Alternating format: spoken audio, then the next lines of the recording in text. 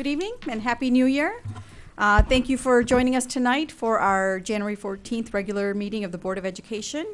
And we have a special meeting after our regular business meeting to talk about school start and end time, so I hope you all stay for that. Before we get started, I'd like to express my deepest condolences to Miss Merritt and her family on the loss of her father, Herman Boone, who left an amazing legacy and has been known nationally. So deepest sympathies for the loss to you and your family. I know it's been rough. At this point, I'd like to have my board colleagues introduce themselves, starting on my left. Hi, good evening. My name is John Lazarowitz. Thank you for coming out, and Happy New Year to everyone. Patty McCoy, thank you so much for being here. It's a beautiful day. Good evening, Patrick Keogh. Thanks for joining us this evening. Good evening, Doug Brooks. Thanks for coming out tonight. Hi, I'm Kate Borninski. Thanks for coming out and Happy New Year. Okay, Ms. Merritt, would you like to introduce your staff? Thank you. Good evening and welcome. I'd like to begin by introducing our Executive Secretary, Ms. Diane Robertson, and thank her for taking the minutes for us this evening. Also, the man behind the scenes, Charlie Jones, who captures these meetings for those in the community that cannot be here. I'd like to ask the remaining members of the staff to introduce themselves to you, beginning with Mr. Brandon. Thank you. Good evening. Nick Brandon, Executive Director of Communications and Marketing, and it's good to see everybody tonight. Hi, I'm Debbie Piaz. I'm the Chief Finance and Operations Officer. Welcome. Good evening, Liz Vartanian-Gibbs, Human Resources Assistant Superintendent. Good evening, Beth Rail, Chief Academic Officer. Welcome and happy to have you here tonight. Good evening, Heather Fitzpatrick, President, Education Association. Thank you. We'd like to welcome Dalton back, and with that, would you mind leading us into our Pledge of Allegiance? So please rise. I pledge allegiance to the flag of the United States of America and to the republic for which it stands, one nation, under God, indivisible, with liberty and justice for all.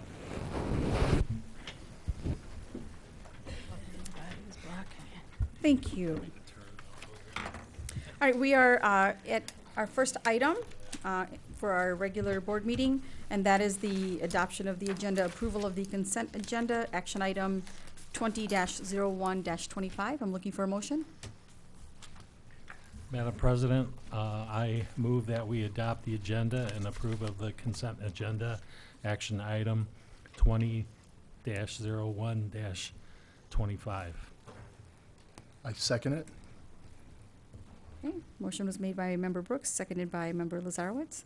Ms. Merritt, could you walk us through the consent agenda? Yes, this evening the consent agenda consists of human resources transactions since our last time together. We have new hires. We have the administrative replacement for the Director of School Safety and Security for your consideration, leaves and resignations, as well as tenure recommendations.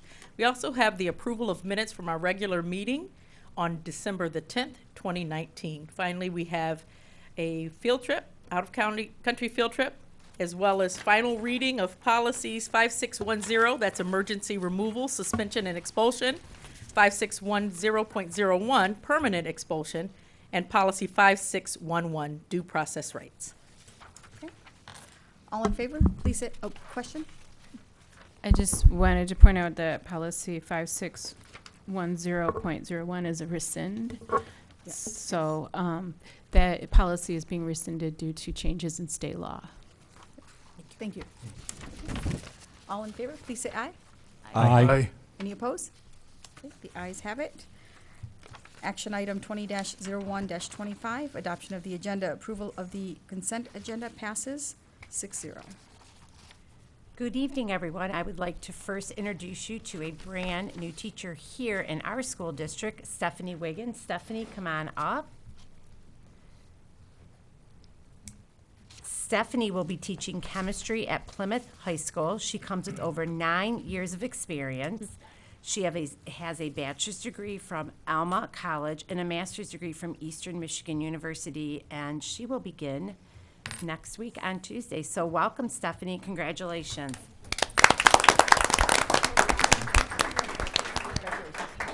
Congratulations. Welcome to the district. Welcome. Good choosing. Congratulations, Stephanie. Congratulations. Thank you.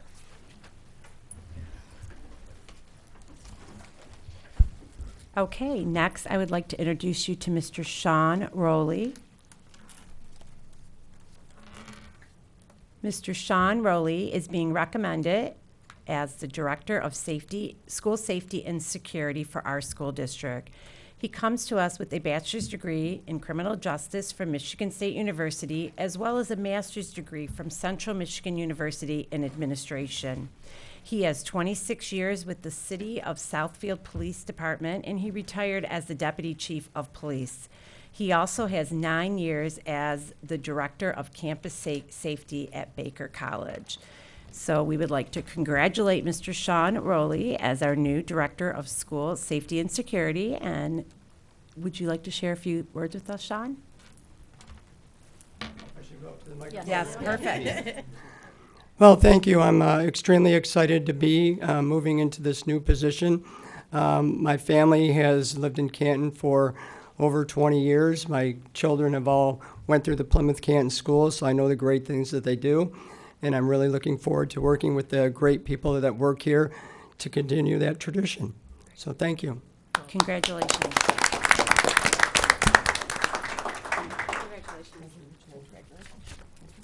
Congratulations, Chief. Welcome to the district. Thank you. Congratulations. A lot of work to do. Get started.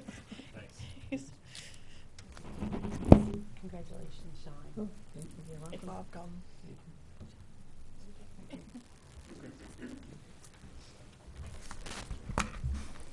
Next, I would like to recognize 3 staff members that are resigning and thanking them for their service in our district: Megan Erickson, Stephanie Trotter, and Tracy Welch Connect.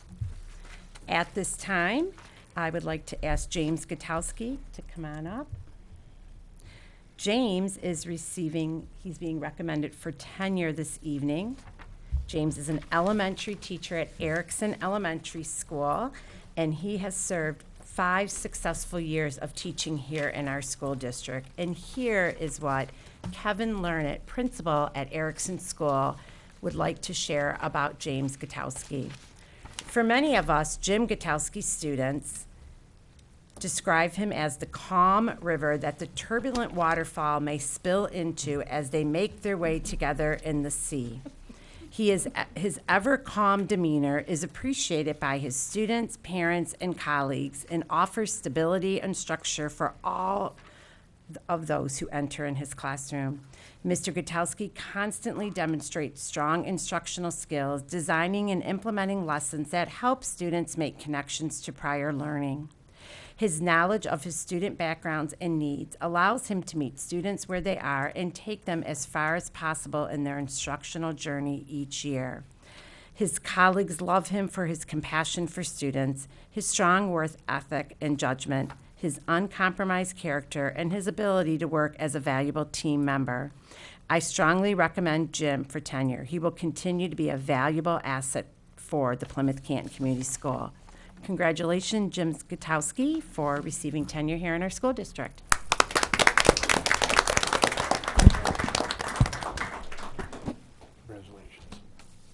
Congratulations. Congratulations. Congratulations. Great job. Yes.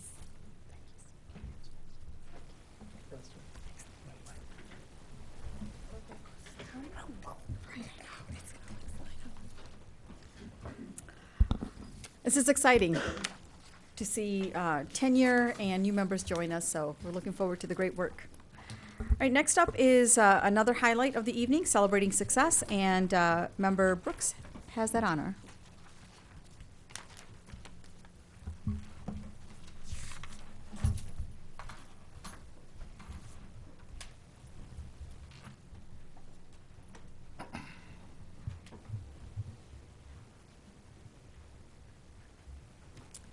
Celebrating success this evening will honor Paul Bedford, former cross-country coach at West Middle School and current meet manager for district's middle school dual meets in cross-country and track, middle school cross-country league meet, and the middle school track league. It's safe to say that middle school athletics would not be the same without the annual efforts of Mr. Paul Bedford. Paul's vast knowledge of both cross-country and track, his positive personality, and his desire to make any event he touches efficient and successful. This makes him an ideal candidate for the Mary Beth Carroll Extra Miler Award. West Principal Clint Smiley would like to share a little more with the board about why Paul deserves this honor. Hi there. So I wrote down everything because I could talk about Paul for a long time.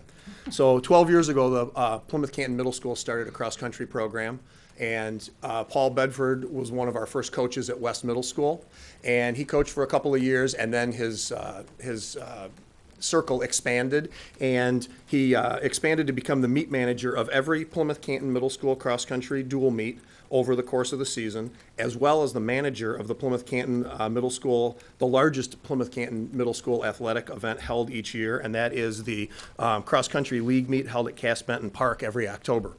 So over 800 student athletes participate in that popular event. It's usually a beautiful fall day, and it's a spectacular event. Paul gets there at about 8 in the morning after planning the whole season, gets there at 8 in the morning, lines the entire course, is there to get the porta potties placed in the right place, and just does a spectacular job managing that entire event and all of the adults, the officials, the coaches, the parent volunteers, everybody that makes that event go so well. He's responsible for the overwhelming success of that annual event. He coordinates the numerous workers and volunteers, preps the course, preps the coaches and athletes, spectators, and the grounds. In addition, Paul Bedford manages all of the dual meets that make up the middle school cross-country season. He's the face, as well as the hands, feet, and brains of the Plymouth Canton Middle School cross-country program.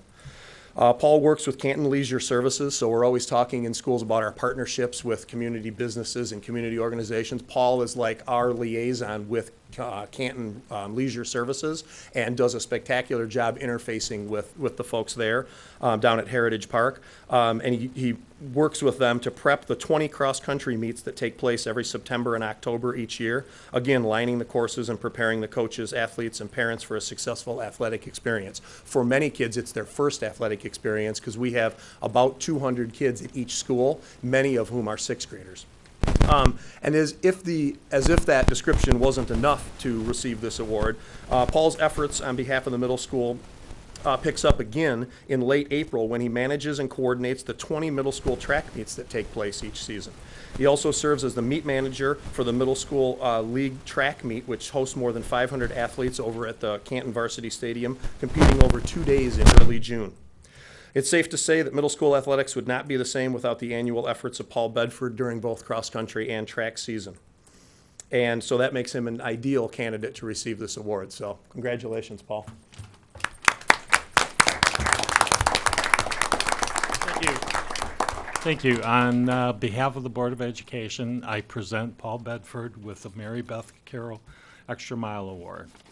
Paul, would you like to say a few words? Clint took all my words.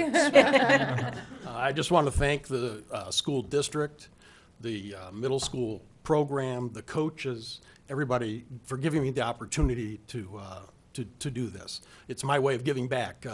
Cross-country and track meant so much to me coming up through high school, college, that now it gives me a chance to give back and kind of be on the other side of the starting gun. So to say. So again, thank you very much. Thank you very much. And just go around and shake everybody's hand. Sure. Congratulations. Thank you. Thank you for all you do. Thank you. Thank you so much. Thank you. Congratulations. Thank you. Congratulations. Congratulations. Thank you. Thank you.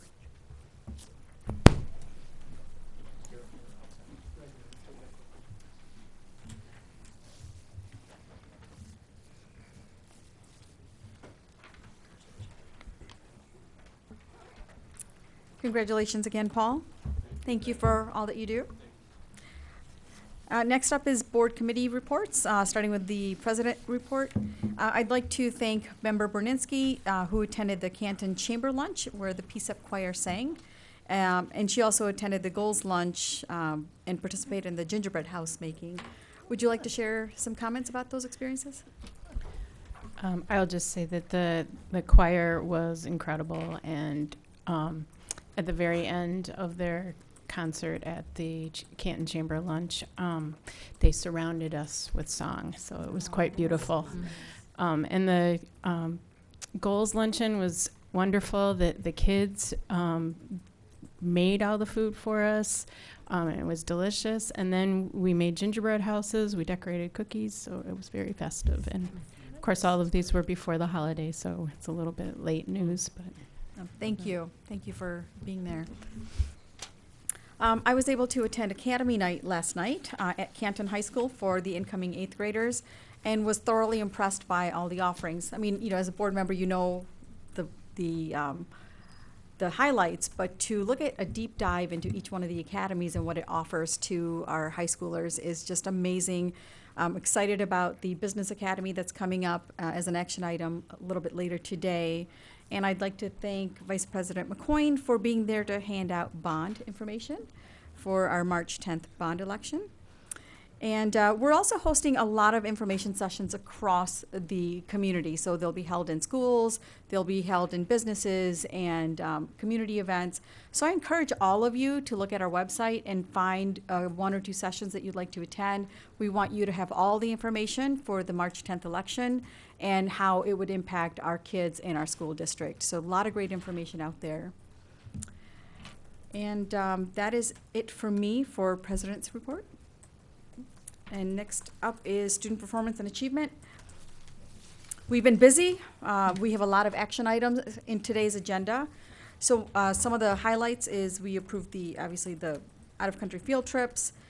We got a deeper dive into the Business Academy update. And again, one of the exciting things about that is our kids, our high school kids, will be able to earn college credit while they're in high school with the possibility of an associate's degree that's paid for. So talk about cost savings and the enriched experience with taking college level courses, as well as having internship opportunities with local businesses. A lot of project-based learning, a lot of real world applications. So this is, again, another exciting opportunity for our kids in addition to the other academies that we have at the park. We also discussed high school science course changes, and I think that's it. And I really want to thank Member Lazarowitz and Member Berninski for their active participation during these meetings, because we really go through each item and we discuss it thoroughly. So for each of the course name changes that you're about to see, we have a really in-depth conversation at these meetings before we bring them to you. So again, I appreciate your input and your participation in those meetings. Thank you. All right, and our next meeting is February 5th. They're always the first Wednesday. And this one's a little bit longer. It's going to be 4:30 to 6:30, and that's because we want to do a deeper dive into the student assessment results. It's one thing to get, again, the high-level data, but we want to dive deep into what's happening and where do we need to make improvements. So I encourage everyone that's available to attend February 5th from 4:30 to 6:30 right here for our SPA meeting. Ms. Real, would you like to add anything to the SPA? Nope, not at this time, because we'll talk about Okay. action items. Thank you. All right, next up is Policy Committee with Vice President McCoyne. So our next meeting, we have not met since November, because we generally meet before the second meeting, and in December we only have one meeting. So our next meeting is January 28th. It is at 5:30. It is in the conference room on the ground floor. Everybody is more than welcome to attend. It is always a wonderful time. And we discuss policies, and that's pretty much it. So it's 2 weeks from today. Thank you. Next up is Finance and Operations. So we had a great Finance and Operations meeting last Thursday, January 9th. We discussed extensively the Michigan State Police grant that we're going to be talking about this evening for some safety projects that we're doing at the high school. And there was a lot of really fantastic collaboration amongst the board members, our citizens representatives, the administration, and our architects and construction managers in finding the best thing that we can do to support the safety and security of our students. We also went through the financial statements through the end of November. We have coming up the next F&O meeting on Thursday, January 23rd at 4:30 p.m. The agenda that you see on the screen says 5:30, so it's actually 4:30. So that's a slight misprint. At that meeting, we'll be discussing the financial statements through the end of December 31st, 2019, as well as some of the summer bond projects that we're going to be doing coming in the summer. Again, taking advantage of the fantastic support that we've had from the community in supporting these bonds and other activities that help improve the both safety and security as well as our facilities throughout the district. Great, thank you. And again, everybody's welcome. It's a good time. I know it may not sound like it, but it really is. Next up is the Educational Excellence Foundation EEF report. Gretchen, thank you. Hello, good evening. Happy New Year to everyone. It's lovely to see you all. I hope everyone, on behalf of the trustees, we hope everyone had a lovely holiday break and came back rested and ready to go.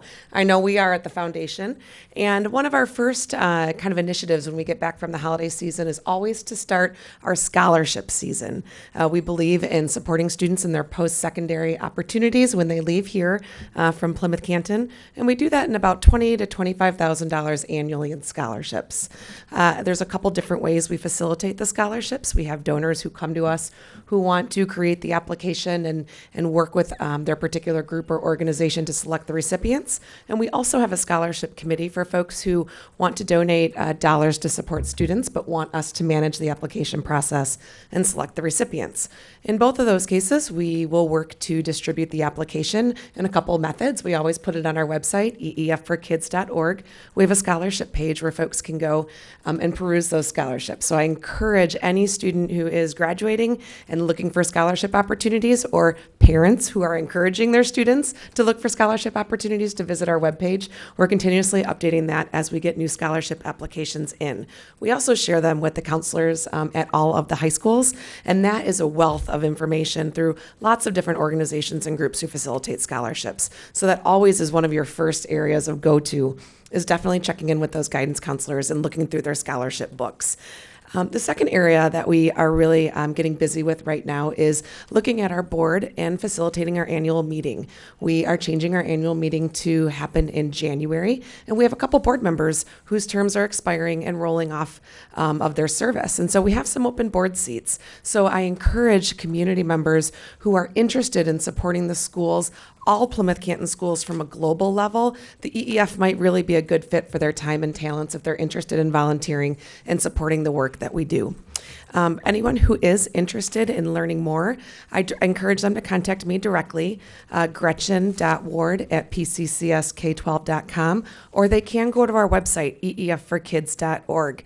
Under the Abouts tab is a trustees page where we list our current trustees, we list all of our meeting dates, and our board application. So it's a really great place to go and get some information. Our board meets, we're actually changing our board meetings this upcoming year to meeting every other month. So the commitment is 6 meetings per year, with the off months doing committee work. And we encourage our board members to volunteer on at least one committee, which would be either our finance committee, our governance, our fundraising, our marketing and communications, or that fun one that everyone loves, which is our programming committee. So anyone who's interested in learning more, again, I encourage them to reach out. I'd love to have a cup of coffee or just a phone conversation about how your time and talents may fit with our organization. And that's the EEF report for January 2020. Thank you for your time. Thank you. Can I just point out that today is Gretchen's birthday, so she's very dedicated in being here tonight. Happy birthday. There's chocolate back there. Next up is citizens' comments, and I've got 3. If there are any more, please give them to Nick Brandon. First up is Scott Mylan. Could you come on? And each person gets 3 minutes. Hello, everyone. Go. Okay. Hi. So I was able to attend a conference this summer, and I got to go to the American Chemical Society conference that's called ChemEd. And it was amazing. It was the best chemistry teachers in the world. They had a former IUPAC president. They had Deborah Bloom, the author there. They had Bisham Shakashiri. And then a wealth of teachers that probably many of you have never heard of. But to me, I was super excited to meet. And since I've gone, I've been trying to reflect on what do they do as teachers that makes them so good? What through their experience and their talents makes them able to teach so well? And one model that I found that has consistently worked for the last year or so is called cognitive load theory. And so I wanted to tell you a little bit about it today and just some thoughts I've had. Cognitive load theory is two parts. One part is that in order to learn, your short-term memory in your brain can't have too many things going on at once. You become overloaded, and if you're a student, you'll shut down. And so one of the goals of teachers is to reduce the complexity of things so that it's as simple as possible.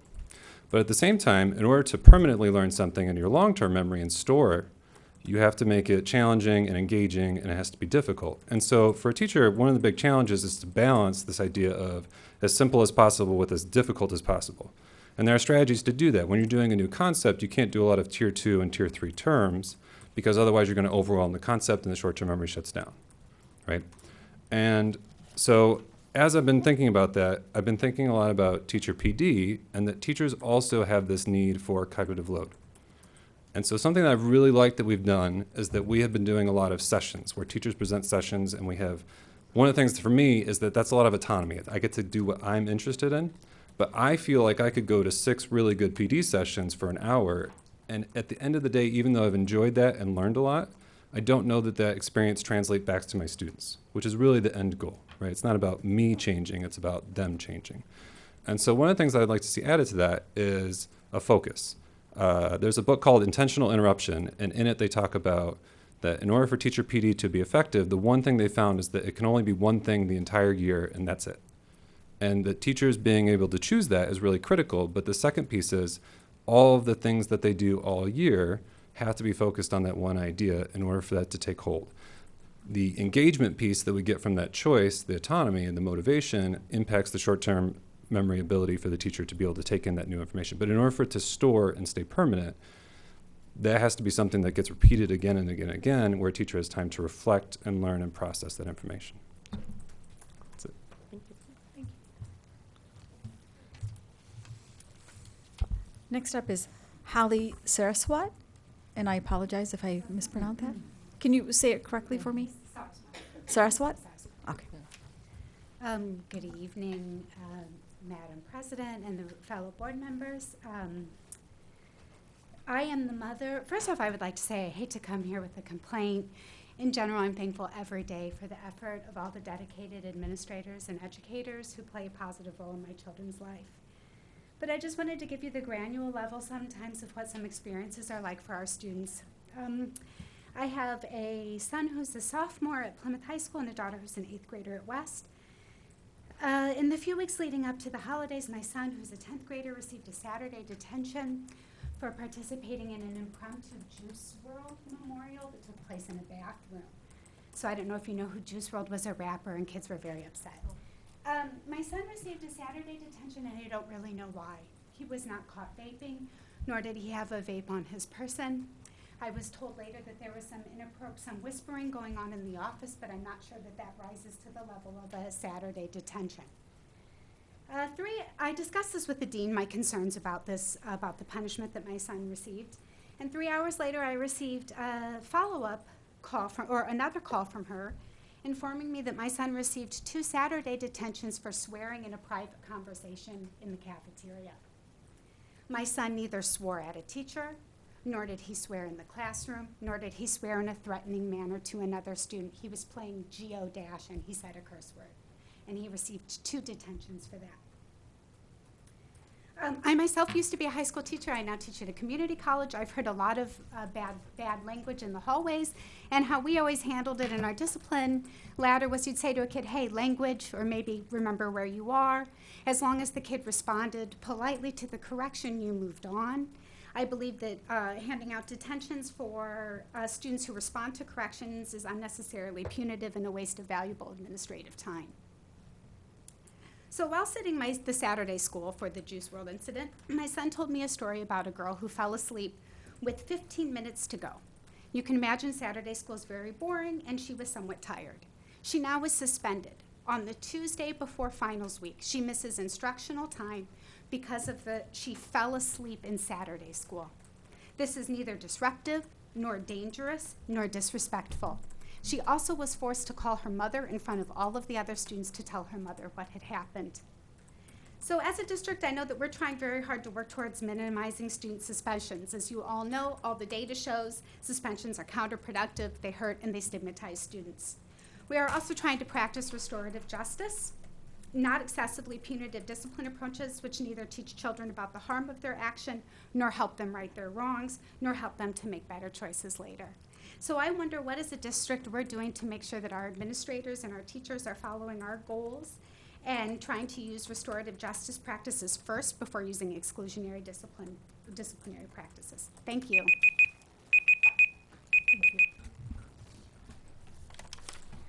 Next up is Dalton. We missed you. Come on up.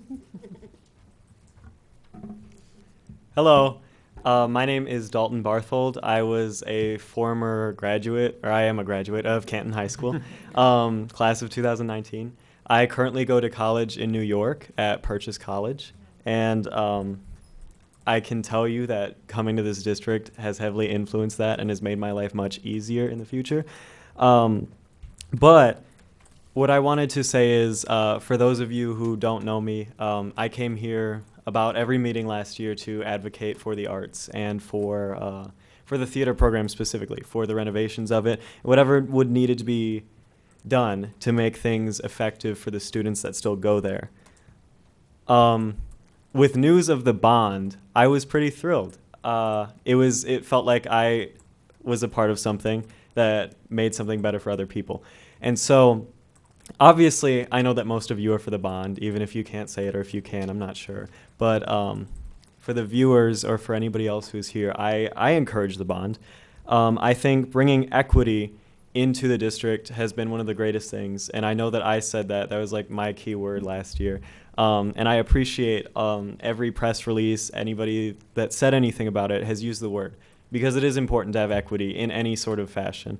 Obviously, equity goes a long way. It goes a short way, things to be done, but I'm not here to complain over the small issues. You know, there have been great achievements, and I came to be proud of my school district.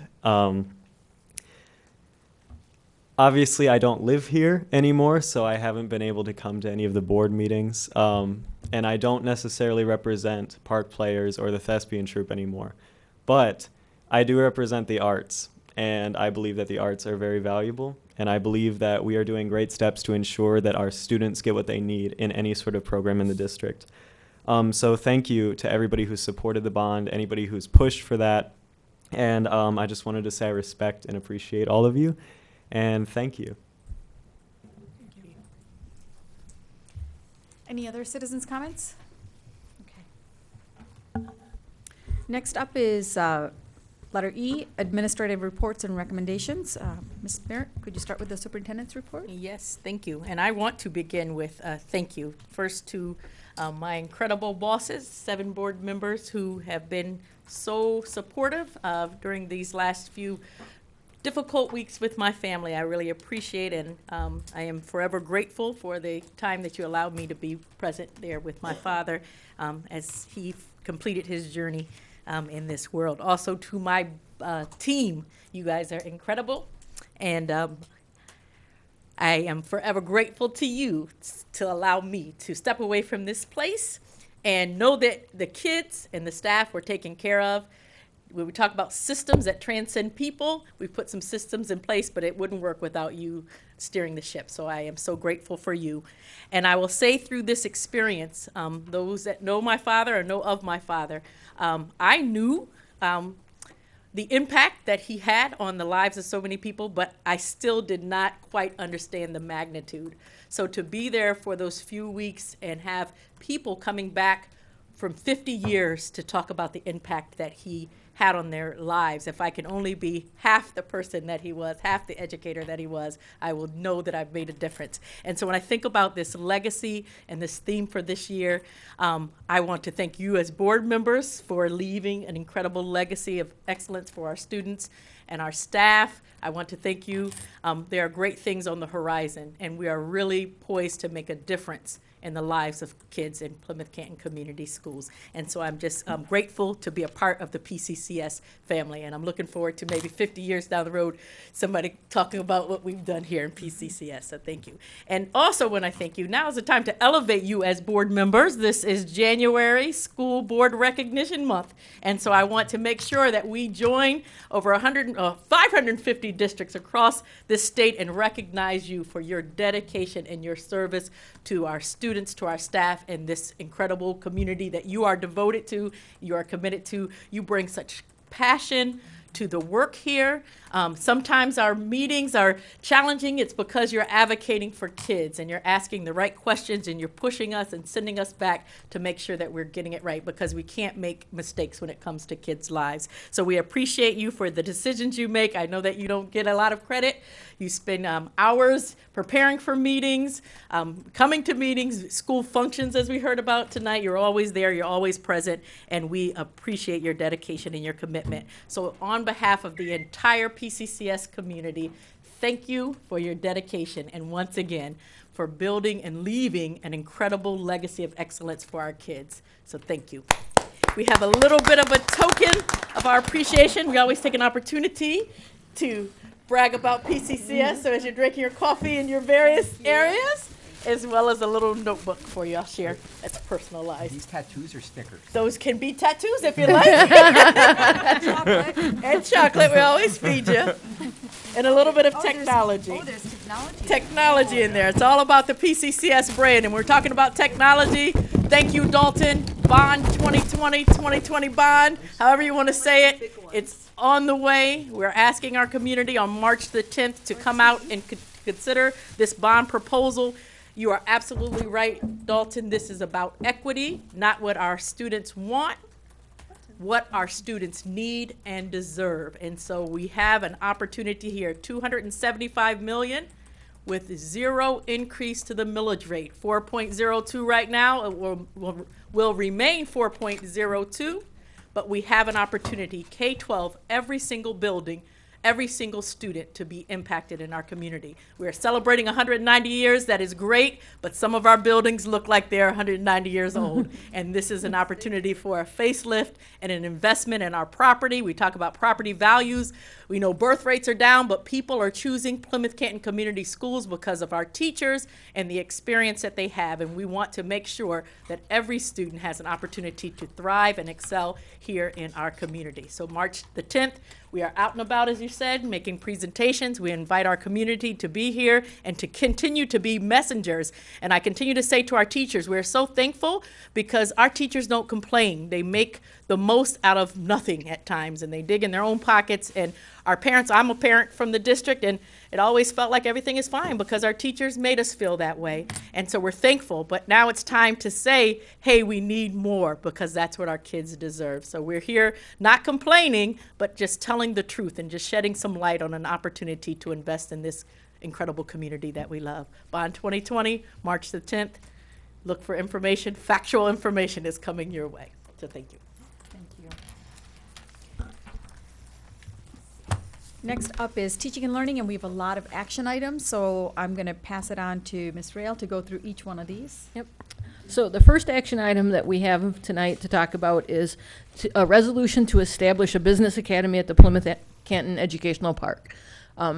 Previously, the board heard a presentation about the business academy. We have 1,700 young people who declare in some way, shape, or form interest in a business pathway at the high school. And if you'll remember, we had representatives from Schoolcraft and Wayne State University who came and shared their excitement about moving forward with this partnership. So tonight we're bringing forth, and after having vetted it at SPA, SPA made the recommendation, SPA, Student Performance and Achievement, the recommendation was made to bring it forward as a first and final reading. So that's what we're here with tonight. So I'm looking for a motion for action item 20-01-26, resolution to establish a business academy at the Plymouth Canton Educational Park, first and final reading. Madam President, I move that we approve action item 20-01-26, resolution to establish a business academy at the Plymouth Canton Educational Park, first and final reading. Second. Okay, motion was made by Member Berninski, seconded by Member Brooks. Any discussion? Okay. I'm sorry. I've heard some fantastic things about this program, both here at the board as well as from my wife, who attended the Academies Night last night, and I think it's going to be a fantastic addition to our students at the high schools. Agreed. Okay, all in favor, please say aye. Aye. Aye. Any opposed? Thank you. Motion passes 6-0 for action item 20-01-26, resolution to establish a business academy at the Plymouth Canton Educational Park, first and final reading. So the next item on our agenda is the resolution to consider the new course proposal for cybersecurity. This was discussed at the December 10th board meeting. You remember it's really looking at the expansion of the current cybersecurity program, which is a 1 hour block to a 2 hour block, to ensure that it aligns with CTE funding and aligns with CTE requirements, and also allows students to be able to complete, when we really looked at diving deeply into those labs and how they can complete their cybersecurity labs. So that's the next item. Okay, I'm looking for a motion for action item 20-01-27, resolution to consider new course proposal for cybersecurity, final reading. Madam President, I move that we approve action item 20-01-27, resolution to consider new course proposal for cybersecurity, final reading. Second. Motion was made by Member Berninski, seconded by Member Brooks. Any discussion? Okay. All in favor, please say aye. Aye. Aye. Any opposed? Thank you. Motion passes 6-0 for action item 20-01-27, resolution to consider new course proposal for cybersecurity, final reading. Okay, the next item on our agenda is the resolution to consider a name change from Auto Mechanics 1, the course name, to Automotive Technology, and this was discussed at the December 10th meeting, also looking at aligning to industry language and ensuring that we're better meeting the needs of what the course actually does. So, Okay, I'm looking for a motion for action item 20-01-28. Madam President, I move that we approve action item 20-01-28, resolution to consider Auto Mechanics 1 course name change to Automotive Technology, final reading. Second. Motion was made by Member Berninski, seconded by Member Brooks. Any discussion?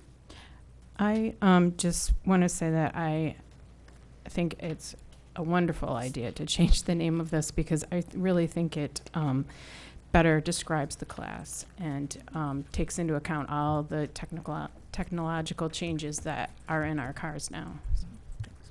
Agreed. Okay. All in favor, please say aye. Aye. Aye. Any opposed? Thank you. Motion passes 6-0 for action item number 20-01-28, resolution to consider Auto Mechanics 1 course name change to Automotive Technology, final reading. all right, hang in there, friends. The next one is the resolution to consider auto service and maintenance course name change to Automotive Maintenance and Ownerships, to better reflect the fact that this is really about owning a car and maintaining a car versus a more in-depth kind of working on a vehicle type course. And again, it was discussed at the December 10th meeting. I'm looking for a motion for action item 20-01-29. Madam President, I move that we approve action item 20-01-29, resolution to consider auto service and maintenance course name change to Automotive Maintenance and Ownership, final reading. Second. Motion was made by Member Berninski, seconded by Member Brooks. Any discussion?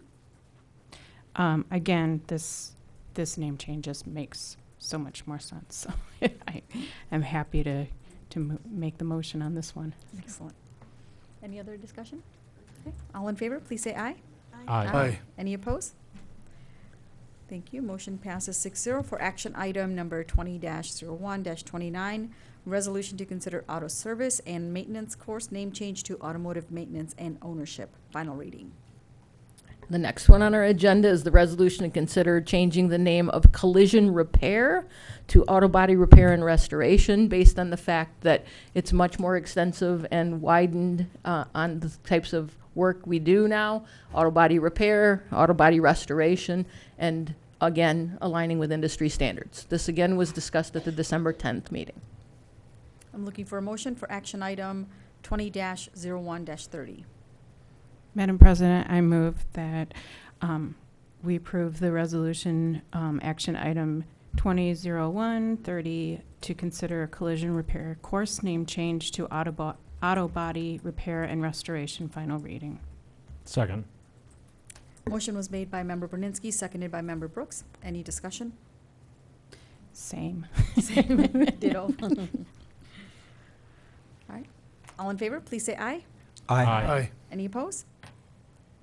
Motion passes 6-0 for action item number 20-01-30, resolution to consider collision repair course name change to auto body repair and restoration. Final reading. Next one on the agenda is to consider the renaming or the course name change for computer science principles to AP computer science principles based on the fact that the rigor of the course aligns with AP standards. After the board discussion on December 10th, we will put it in the course catalog as AP Computer Science Principles, in parentheses, formerly known as Computer Science Principles, and also really message with our young people that that taking an AP assessment and stuff is optional and stuff, but it is not a course change of the content. It is a course change of the name. So we'll be very intentional about how we message that. And again, this was discussed at the December 10th meeting. I'm looking for a motion for action item 20-01-31. Madam President, I move that we approve action item 20-01-31, resolution to consider computer science principles course name change to AP computer science principles. Final reading. Second. Motion was made by Member Berninski, seconded by Member Brooks. Any discussion? I just wanted to thank the Teaching and Learning Department for getting back to us so quickly on the AP approval. Absolutely. I mean, that was done amazingly fast, so thank you for that. Any other discussion? Okay, all in favor, please say aye. Aye. Aye. Any opposed? Motion passes 6-0 for action item number 20-01-31, resolution to consider computer science principles, course name change to AP computer science principles. Final reading.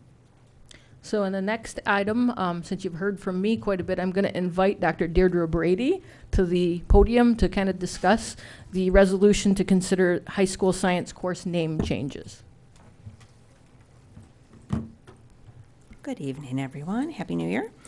Back in November, I came before the board to recommend a new course pathway for high school science. Tonight, I'm bringing to you a request for updated course names to go along with those changes that were approved. So the new recommended course for 9th grade is including the physics and physical science standards, and then also a portion of the earth and space standards that align with those physical standards. So given the content of the course, we are recommending the course be named physics. We want also to be able to offer an opportunity for students who are ready for a more in-depth exploration of those standards and have a course that's called Honors Physics. So this provides 2 levels of learning, which is something that also aligns with our other science courses that we have.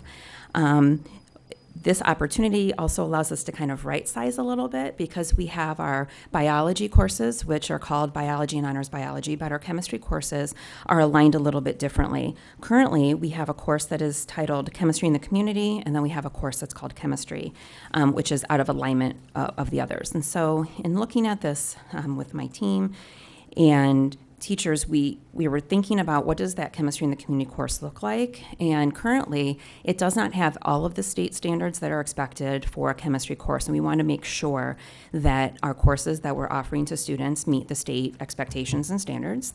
We want to make sure that that is occurring. This also having the name chemistry in the community could cause potential issues for some of our students if they need to count that course as having taken chemistry in high school if they're going on to something in their future. That might not happen depending on the college or university that you go to. That course might not count towards your chemistry course. And so we want to make sure that all students have access, one, to all the standards, and number two, we don't want to hinder anyone who in their future might need to have that chemistry course, and then that wasn't an opportunity because they took chemistry in the community.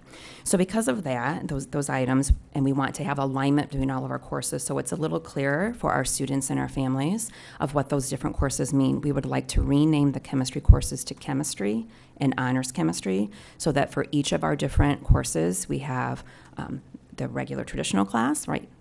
Chemistry or physics or biology, and then we have an honors option as well.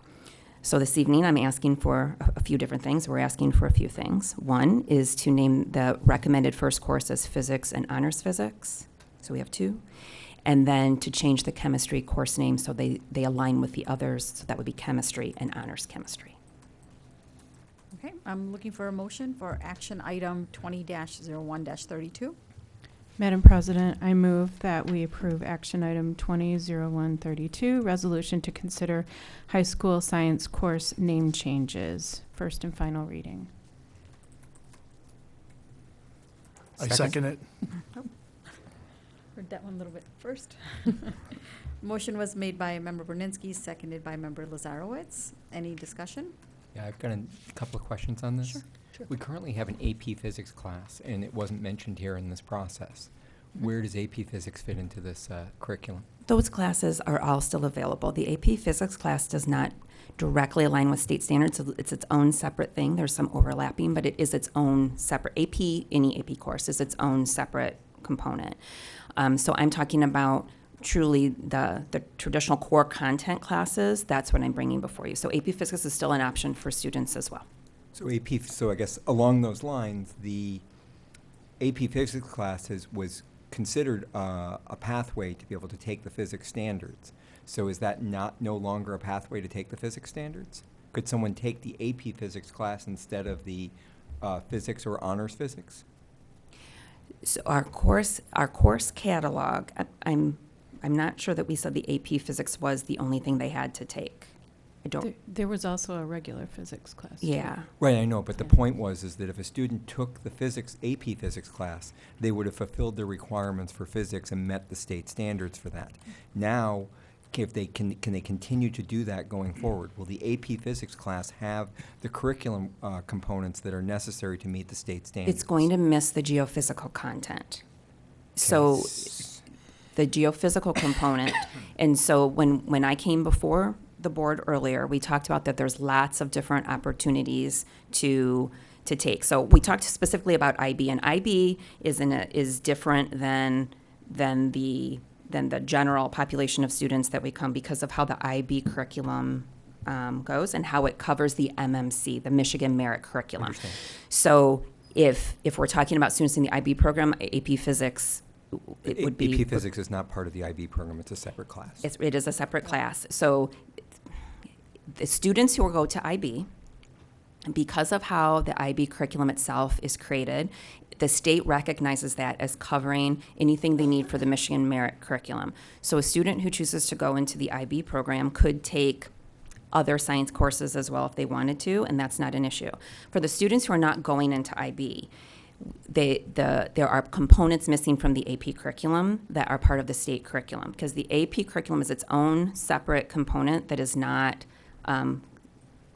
the same as what our state expectations are. And so, and we're choosing as a district to weave in the geophysical components. There are some geophysical pieces that are missing.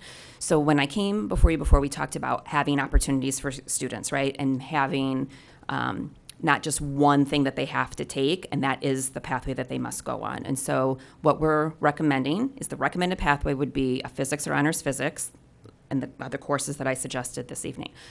There might be situations that students might have something that looks a little bit different. The course catalog for all of our AP courses in science states that they need to have, so let's take AP Biology. They need to have the regular honors biology course, biology, before they go into the AP course. So AP Physics is a continuation of the regular physics, because that's not the way the course is taught today.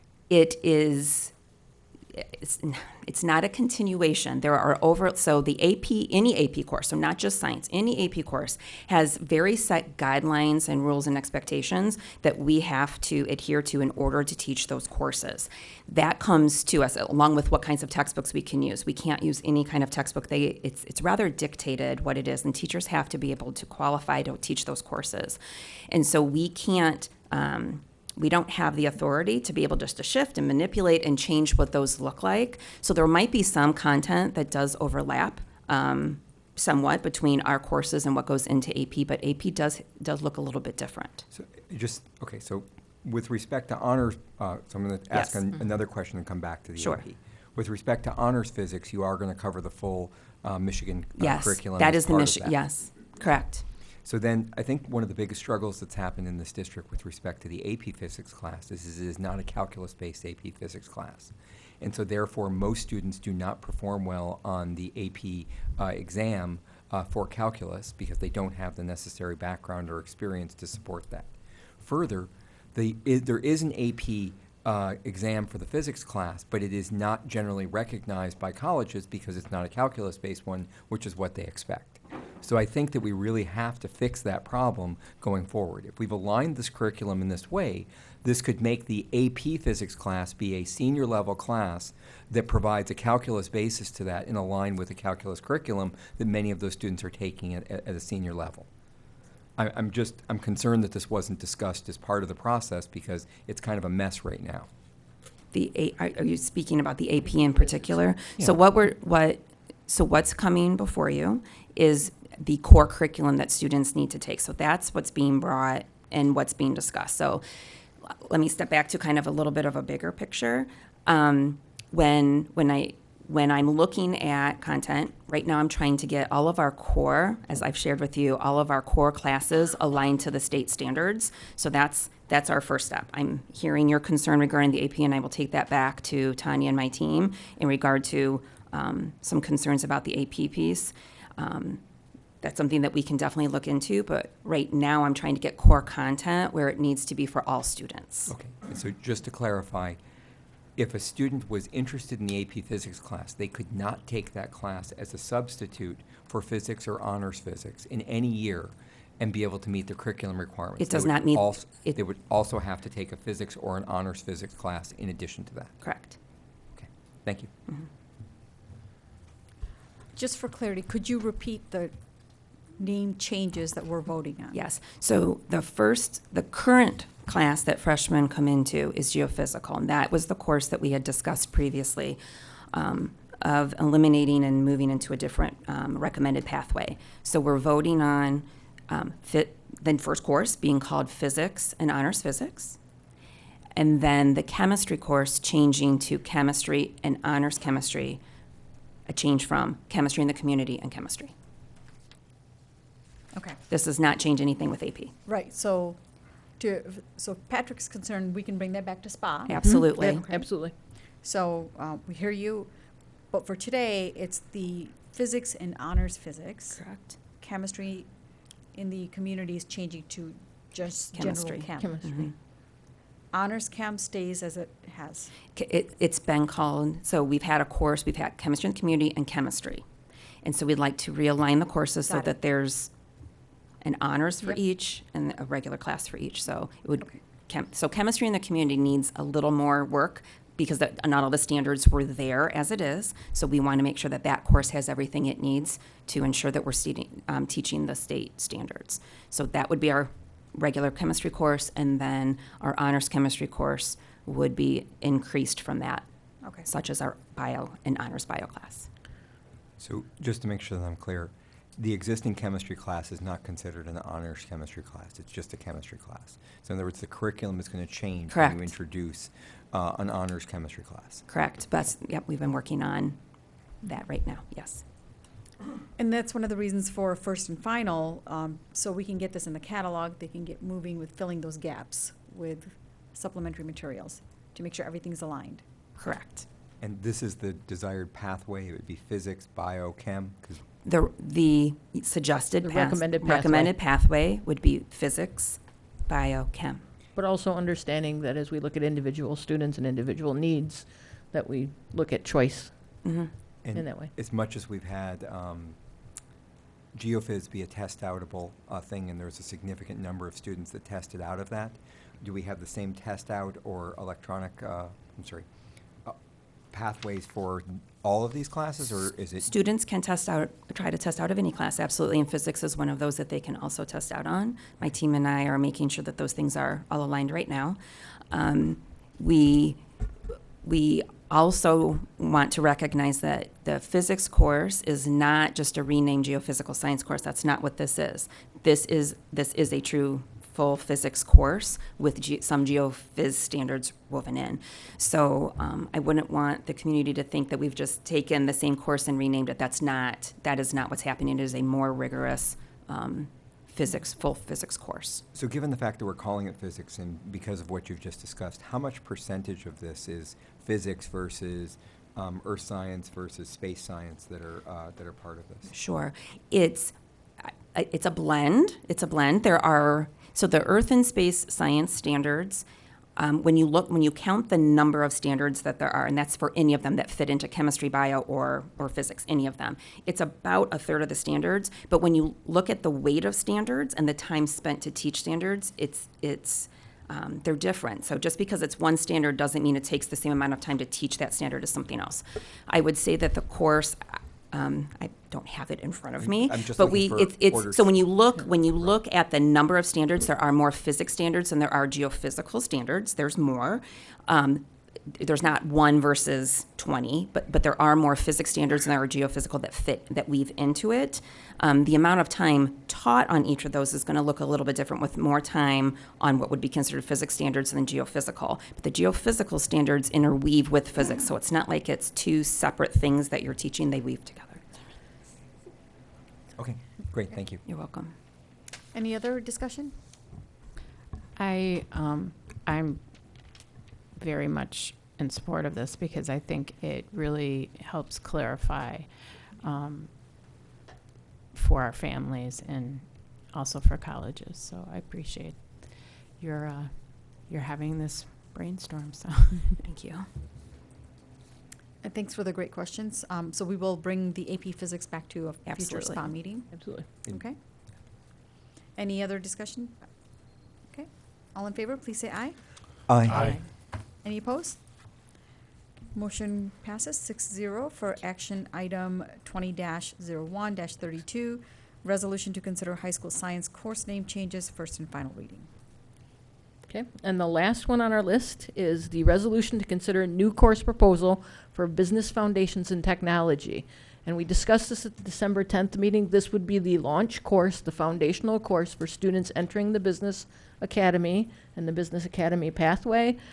It's also designed to be a course that talks about, it brings together two things, business foundations and computer applications, and really sets the stage for whatever level of business course pathway students may want to go into. So for example, right now as we're building out the business pathway, we're looking at marketing as the first kind of pathway, but we're looking to design it so that in the future we can also look at potential finance and other business pathways so that kids can have choice within the business pathway, within other pathways. So this is, again, coming back as the final reading.